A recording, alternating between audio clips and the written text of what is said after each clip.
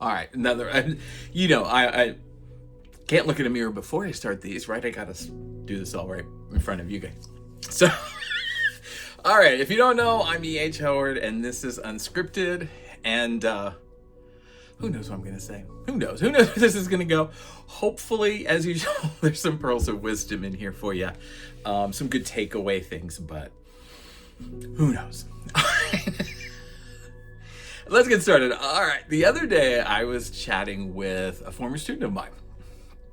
And I always like catching up with them and keeping in pace and seeing where they're going and how they're doing. And kind of gives me a little happiness to think that maybe I had like just 1%. Like if I gave them just 1% motivation to get to where they needed to go, then I felt like I've done my job. There were other people. I could pass them on to better people and get them where they need to go. But one of my students said something that really pissed me off. And not at them, at the situation, all right? And it comes up a lot, particularly in the creative fields, in the creative arts fields, in if you're a photographer, an event planner, graphic designer, artist, illustrator, you name it. If you do anything, I'm sure this happens a lot on people that are posting stuff on Etsy. They had somebody approach them, and again, this is the problem with some of the old. Well, let me get there. All right. So see, you never know what's going to happen. So they said to me that they had somebody approach them and wanted to do some work. They wanted them to do some work for them. And I was like, oh, that's awesome, great. Like these days I'm really wondering how much work is out there. So it's really nice to hear you're getting work. And as I started poking a little more, I was poking at him, and came to realize it was on-spec, all right? And the idea was that this person was gonna do it, and then they were gonna get, I'll post it on my website, I've got all these followers, and I've got all this, all that bullshit. And they would get the attention, they would get and in turn, and the idea behind it was, well, I'll give you exposure, exposure will in turn turn into business for you, and then by me blessing you, then your life will be golden. And one of the things that when people would approach me about and if you know me, you know that I can sometimes speak my mind. I'm an old fucking Gen Xer, I'm an old ex-punker. I'm gonna say what's on my mind. And I said to him, did you tell them what I told you to say when those things come along?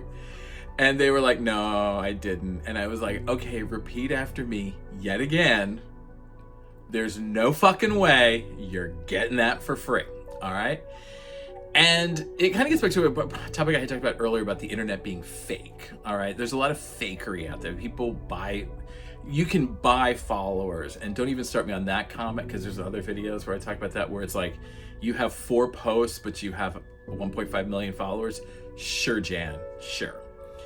But more to the fact of what we're talking about here, that math ain't mathin'. Just because someone sees, and even if you get credit, which is rare that the person will credit you, but even if you get credit, do you honestly think that people are going to look at somebody's Instagram and suddenly go, holy fucking shit, Batman, I need to get that. I don't know who this person is. I'm trusting that influencer A has good taste, so I'm gonna hire this person. No, that's not how it fucking happens. That's not how it ever happened in the history of the creative arts. Never. The way that you get work is you find somebody, you talk to them, there's a whole process. No one suddenly just decides, well, they're gonna call somebody. Have you ever looked at somebody's Instagram and thought, these are beautiful wedding photographs, let me call this photographer? No, you're not, because you're going to use somebody that's local. You're going to lose somebody that you know. No one has ever really gotten work from those things, all right? At least not that I know of. If you have, and it's turned out good for you, please leave a comment. I would love to hear a counter to this, because it's always been my experience. It is people looking for free work, all right? And when I first used to sort of tell students this was a couple of years ago, there was a couple of sites where you had the pleasure of buying tokens to be on the site, all right? And then you could have, based on how many tokens you wanted to spend, was where you could bid on the work. So if the project, say you spent 25 tokens to bid on the project, all right? You got a higher priority in the list of reviews of things that the client looked at. Again, that's screwing people. There was another website that at one point it was all bid work. So you would submit, and it wasn't tiny things like, I want a postcard designed. It was things like, I want a branding system designed for my company, my startup company. Okay. A lot of problems right there in that first sentence. But y'all, if you're in the creative field, you know what I'm talking about. As soon as you say startup, I'm like, cash. And you had to compete, you had to submit the work, you had to do the work, submit it, and then hopefully out of all of that, you were chosen. But the kicker in the balls was they got to keep the work. And so I remember talking to a student and I was like, why the fuck are you doing this? And they're like, well, I might get picked, I might get exposure. And I'm like, you literally have spent 3 weeks working on this to submit this piece to this project, this whole branding system, to somebody that may or may not see the light of day. And you have no way to contact them. You have no way to follow up with them. You have to submit it and just leave it. Hope that something comes from it. I'm not a fan of cold calling. I'm not a fan of doing that because I don't like to get it. But Jeebus, I would do cold calling before I did that because I felt like I had more control over the situation. I had a better chance of creating the outcome that I needed and wanted, and I wasn't just going to leave it up to a group of invisible people with their startup who may have never even started up, hoping that someday they're going to like what I've done and then maybe remember me enough to call me back in to do work. That's not how it's going to happen, all right? So if you're in the creative arts, if you're in the creative field, you need to really, particularly in this fucking economy, you should not be doing a single thing for free, on spec, whatever you want to call it, on bid. However, do not do. You pay me a deposit, a non-refundable deposit. I will do some base work. I will give you 3 sets of designs to look at. You go from there. If you like it, great. I keep it. It's my work until you pay me at the end. And then I will release the work to you for whatever you want to do with it. But until that time, until I issue you the release, it's mine. And I think the idea comes from, and again, back to this economy, is we don't want to say no to business. But are you really saying no to business? You're saying no to Thunderdome for designers. It's not a feasible thing. Now, if it was a big company, if it was, I don't know, Apple, and you were, that might be different.